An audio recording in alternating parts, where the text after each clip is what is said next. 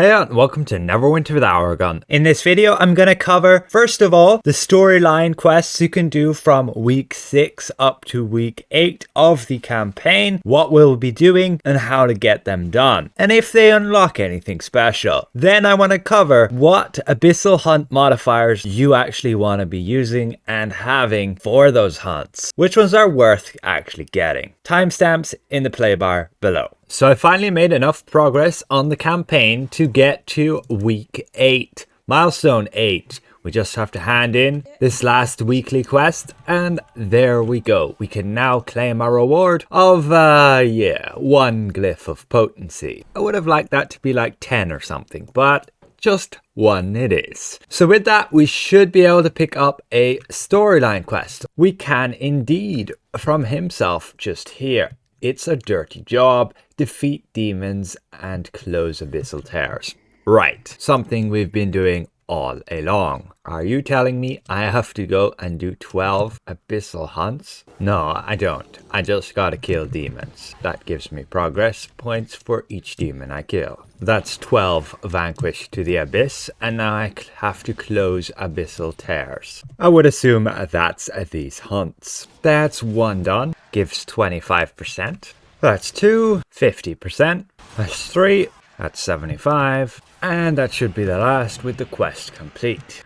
We hand that back in and we get another quest. Plugging all of the holes. Collect abyssal magic. Here we simply head up to the north of the map, kill some more drow, and harvest the abyssal magics. 1 of 4. That's number 2, 3, and finally 4. And now we gotta do more abyssal tears. I don't even have any on the map. Guess I'll hope the ones in Modifiers count. Well, good thing they do count indeed. We can proceed to the next one. So there we go. Last one done and quest complete.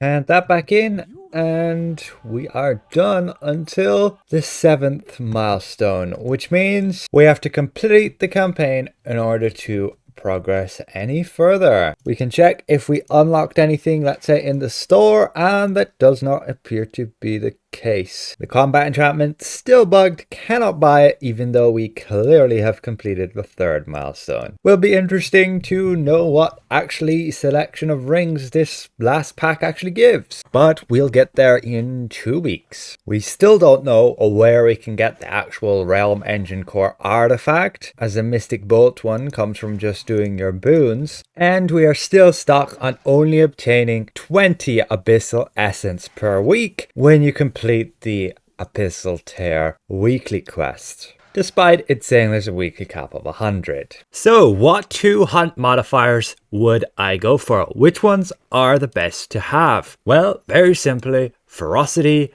and resilience.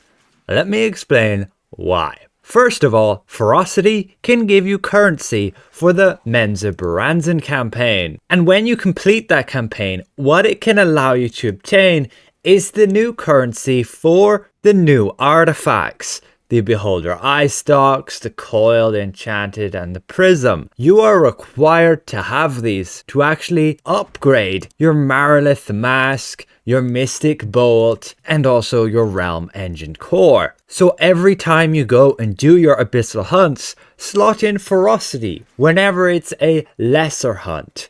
When it's a just standard hunt, throw in Resilience as well. And when it's a greater hunt, you could throw in Denied. Alternatively, some Mastercraft materials, but let's discuss those in a second. Now, each time you complete a hunt with Ferocity, you can obtain either 20 Modifiers Elite Sigils, 60 Drow Glyphs of Warding, or 12 Modifiers in Mint. Again, all of which you need to obtain that currency to upgrade those new artifacts. And those new artifacts are like best in slot for high item level, and thus best in slot for people wanting to run the latest endgame content. And so they will sell for a lot. Look, the Marilith Mask, just coming from the advanced Demonweb pits and then also the master Demonweb pits, selling for nearly 2 million. You get that upgraded just a few ranks, you can sell it for 4 million on Epic there. and I've seen people sell it on Mythic for 7 million. So well worth just getting that hunt modifier of ferocity and farming your hunts. Then you would take resilience, because each time you use it, it gives you 40 Feverish favor, which is the campaign currency for Narbondelin.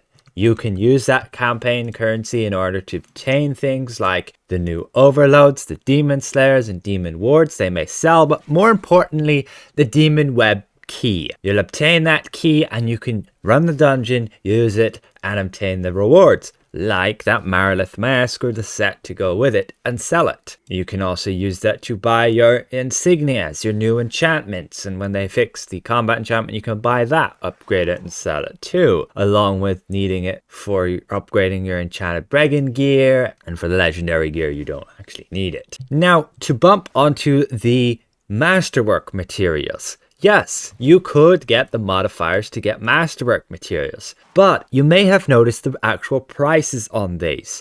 What they do drop is, yes, Trickery Reversal, those legendary Mastercraft materials, and IT Bitey, these epic ones. But if you actually check the prices on those on the auction house, they're abysmally low. You're not going to really make any Astral Diamonds off selling these. So that is why I wouldn't bother too much with it. Most Mastercrafters, again, are just going to be farming hunts anyway and be getting what they need there.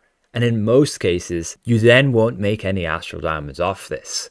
And the more people that do use these to get the Mastercraft materials, the lower the price will be. So the best bet right now is using Ferocity. You can even use it to complete the Men's of Branson campaign if you haven't done so, like me on, let's say, my rogue. I've been too lazy.